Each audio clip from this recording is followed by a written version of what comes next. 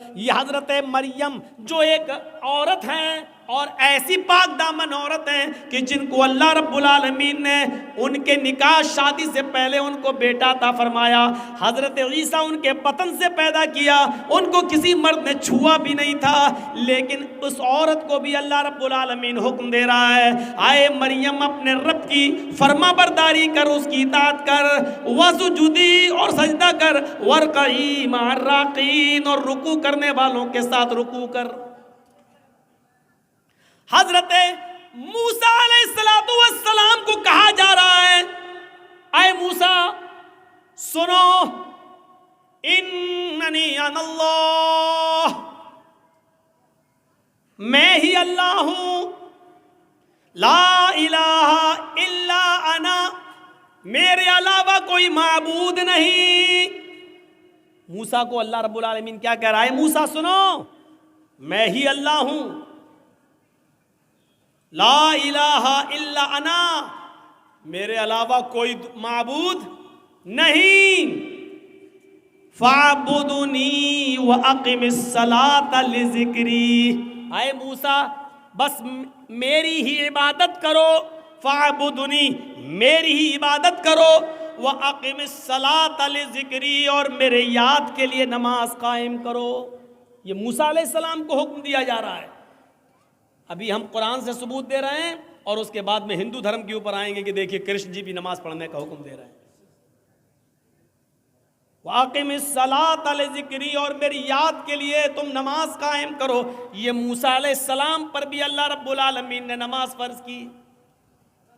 اور موسیٰ پر نماز تو ایسی فرض تھی کہ موسیٰ علیہ السلام اللہ کے نبی سے بار بار کہتے تھے کتنے وقت کی نماز ہے؟ 50. نہیں پڑھ پائے گی آپ کی امت, پھر جائیے کم کرائیے. پھر کہے کتنی رہ گئی؟ کہ 40. کا ابھی بھی زیادہ, اور کم کراؤ.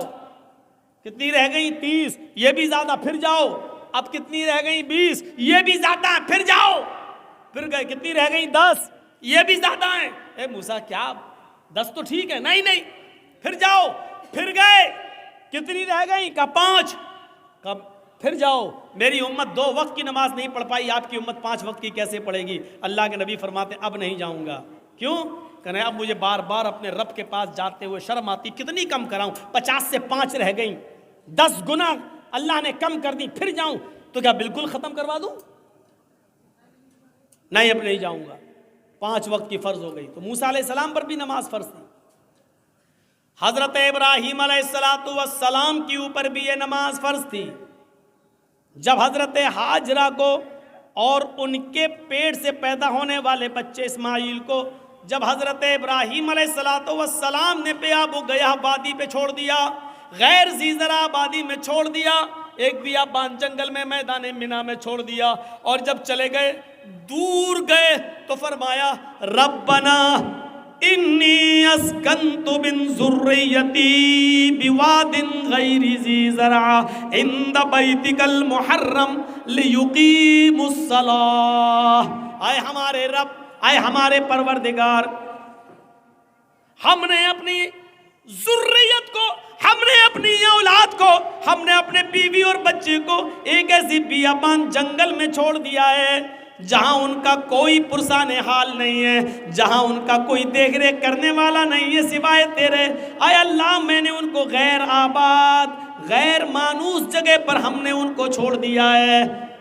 بجلی نہیں ہے, پانی نہیں ہے, کھانا نہیں ہے, ایک بیابان جنگل میں ہم نے ان کو چھوڑ دیا ہے. بے آب و گیاہ وادی میں ہم نے ان کو تیرے بھروسے پر چھوڑ دیا ہے. اے اللہ, اس لیے یہاں چھوڑا ہے کہ ان سے آبادی بڑھے, پھلے پھولے, لیقیموا الصلاۃ, تاکہ یہاں یہ لوگ جب پڑھنے لگے اور آبادی بڑھ جائے تو نماز قائم کی جانے لگے, نماز پڑھی جانے لگے. ہم نے ایک ایسے بے آب و گیا جنگل میں, وادی میں چھوڑ دیا ان کو, لیقیموا الصلاۃ, تاکہ یہاں نماز قائم کی جا سکے, نماز ادا کی جا سکے. ابراہیم علیہ السلام پر بھی نماز فرض تھی. ایک دوسرے موقع پر ابراہیم علیہ السلام نے کہا رب اجعلنی مقیم الصلاۃ ومن ذریتی ربنا وتقبل دعا. غور کرو قرآن کی آیت پر. ابراہیم کیا کہہ رہے ہیں؟ اے اللہ مجھے اور میری اولاد کو نماز کا قائم کرنے والا بنا دے.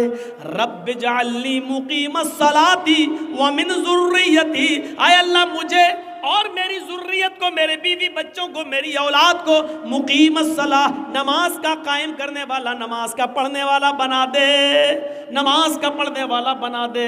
ربنا وتقبل دعا، اے اللہ تو ہماری اس دعا کو قبول فرما لے. اے اللہ ہمیں اور ہماری اولاد کو نمازی بنا دے، نماز کا قائم کرنے والا بنا دے.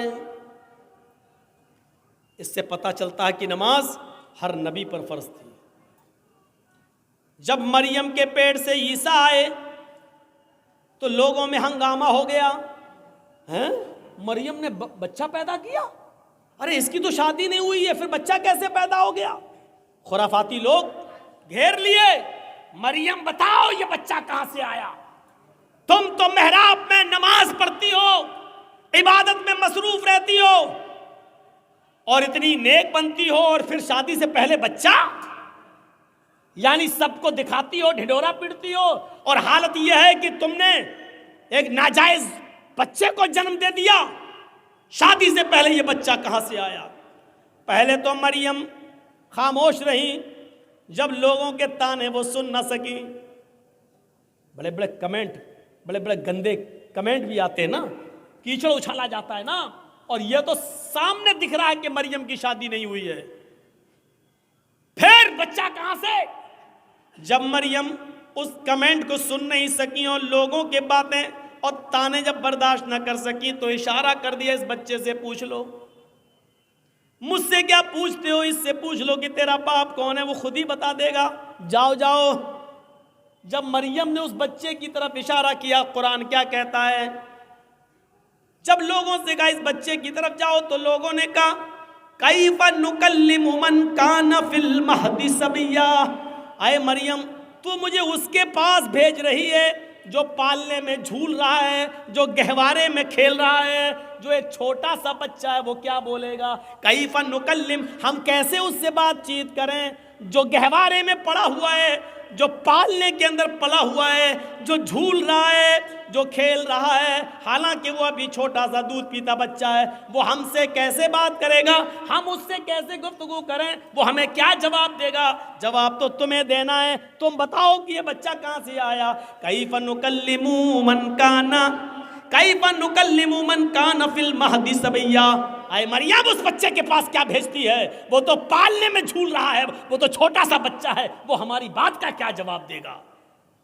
ابھی اتنا کہا ہی تھا قوم کے لوگوں نے، اتنے میں وہ بچہ یعنی عیسیٰ علیہ السلام اسی جھولے سے آواز دیتے ہیں، اسی پالنے سے، وہ گہوارے سے بولتے ہیں انی عبد اللہ اتانی الکتاب وجعلنی نبیا وجعلنی مبارکا اینما کنت وَأَوْصَانِي بِالصَّلَاةِ وَالزَّكَاةِ مَا دُمْتُ حَيًّا.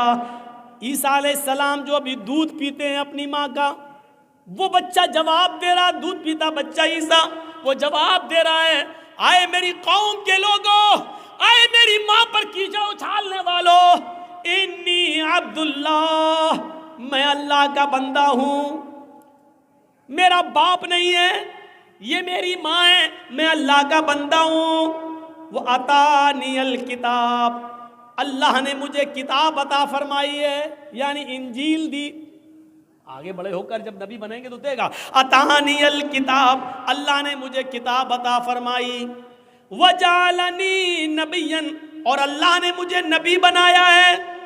بچہ بول رہا ہے وجعلنی نبیا، اس نے مجھے نبی بنایا ہے. وجعلنی مبارکا اینما کنت، اور مجھے بڑا مبارک بنایا ہے جہاں میں ہوں، یعنی جہاں جہاں میں جاؤں ہر جگہ برکت ہی برکت ہوگی.